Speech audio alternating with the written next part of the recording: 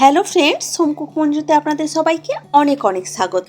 আজ আমার রেসিপিতে থাকছে সাদা আলুর চচ্চড়ি। সাদা আলুর চচ্চড়ি তো অনেক রকমভাবেই বানানো যায়, কিন্তু আজকে আমি যে রেসিপিটিতে বানাবো সেটা হয় খেতে অতুলনীয়, অসাধারণ, দুর্দান্ত স্বাদের। তো তার জন্য প্রথমেই আমি কড়াইতে বেশ কিছুটা সরষের তেল দিয়ে দিচ্ছি। আর সরষের তেলটা দেওয়ার পর এখানে আমি দিয়েছি ফোড়নে কিছুটা পাঁচফোড়নের গন্ধটা এই চচ্চড়িটাতে ভীষণই ভালো লাগবে। তার সাথে দিয়েছি কিছুটা হিং, আর তার সাথে একটা শুকনো লঙ্কা ফোড়নে দিয়েছি। তো এই ফোড়নটা ভালোভাবে ভাজা হয়ে যাওয়ার পর এর মধ্যে আমি দিয়েছি টুকরো করে কেটে রাখা আলুর টুকরোগুলো কেটেছি আমি খুব বেশি বড়ও না আর খুব বেশি ছোটও না, মাঝারিভাবে আমি আলুগুলোর টুকরো করেছি। তো আলুর টুকরোগুলোকে এখন এই ফোড়নটার সাথেই ভালোভাবে ভেজে নেব।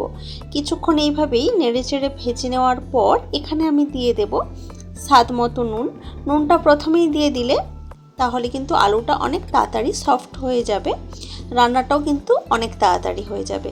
তো স্বাদ মতো নুনটা আমি এখনই দিয়ে দিলাম। নুনটা দিয়ে একটু নাড়াচাড়া করে নেওয়ার পর এখানে আমি একটা মাঝারি সাইজের টমেটো ছোট ছোট করে টুকরো করে কেটে রেখেছি, ওটা দিয়ে দিলাম। তো টমেটোটা আর আলুটা একসাথে এখন ভালোভাবে মিশিয়ে নিচ্ছি এবং ভালোভাবে ভেজে নিচ্ছি। আর এইভাবে ভাজতে ভাজতেই কিন্তু আলুটা যেমন ভাজা হয়ে যাবে, টমেটোটা কিন্তু অনেকটা গলে গলে আসবে। তো ততক্ষণ পর্যন্ত ভালোভাবে ভাজতে হবে যতক্ষণ না টমেটোটা ভালোভাবে গলে গলে আসে। তো এখন নিশ্চয়ই দেখতে পাচ্ছেন যে টমেটোটা কিন্তু অনেকটা গলে গেছে। এখন আমি এর মধ্যে দিয়ে দেব পরিমাণ মতো জলের পরিমাণটা একটু বেশি দিতে হবে, কেন কি আলুগুলো ভালোভাবে সেদ্ধ হতে হবে। তো বেশ কিছুক্ষণ কিন্তু ফোটাতে হবে, তার জন্য জলের পরিমাণটা একটু বেশি দিতে লাগবে। তো জলটা দেওয়ার পর এখানে আমি দিয়ে দিয়েছি 4টে মতো চেরা কাঁচা লঙ্কা।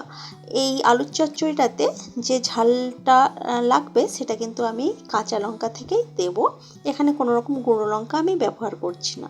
এরপর ঢাকা দিয়ে আমি প্রায় 7 থেকে 8 মিনিট ভালোভাবে ফুটতে দিয়েছি। 7 থেকে 8 মিনিট মতো পর ঢাকা খুলে একটু চেক করে নিচ্ছি আলুগুলো ঠিকঠাক সেদ্ধ হয়েছে কিনা। তো দেখলাম একদম সুসেদ্ধ হয়ে গেছে। এখন যে আলুটা ভালোভাবে ফুটছে এর মধ্যে আমি দিয়ে দিচ্ছি সামান্য একটু চিনি দিয়ে দিলে সমস্ত এই চচ্চড়িটার মধ্যে টেস্টটা ভীষণই ব্যালেন্স করবে। আর তার সাথে আমি দিয়ে দিলাম কিছুটা কসুরি মেথি। আমি হাতের মধ্যে একটু ডলে নিয়েছি, তারপর সেই কসুরি মেথিটা আমি এখানে ছড়িয়ে দিয়েছি। এতে করে ভীষণই একটা সুন্দর ফ্লেভার আসে কসুরি মেথির, আর খেতে কিন্তু ভীষণই ভালো লাগে। এরপর আমি আলুগুলোকে এর মধ্যে থেকে বেশ কিছু আলু আমি একটু ভেঙে দিচ্ছি খুন্তির সাহায্যে। একটু ভেঙে দিলে ঝোলটা যেটা রয়ে গেছে সেটা কিন্তু একটু গাঢ় হয়ে যাবে, এতে করে দেখতেও যেমন ভালো লাগবে আর খেতেও কিন্তু ভীষণই ভালো লাগবে।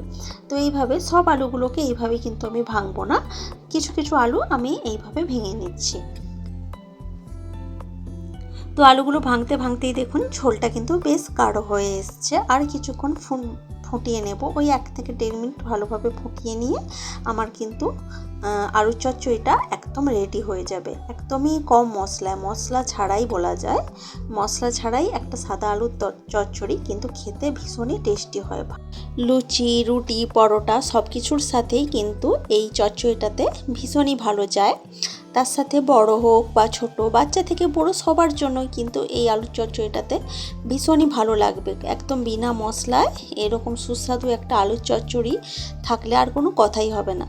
তো রেসিপিটি আপনাদের কেমন লেগেছে সেটা কিন্তু অবশ্যই কমেন্ট করে জানাবেন। একদম কম টাইমে কম মশলায় সুস্বাদু একটা আলুর চচ্চড়ি এইভাবে বানিয়ে নিতে পারেন আপনারা খুব সহজেই। তো ভালো লাগলে লাইক, কমেন্ট, শেয়ার করবেন এবং প্লিজ আমার চ্যানেলটি সাবস্ক্রাইব করে আমার পাশে থাকবেন। তো আজকের ভিডিওটা এ পর্যন্তই থাক, দেখা হচ্ছে অন্য কোনো দিন অন্য কোনো ভিডিওতে অন্য কোনো রেসিপির সাথে। আজকের মতো টাটা, বাই বাই।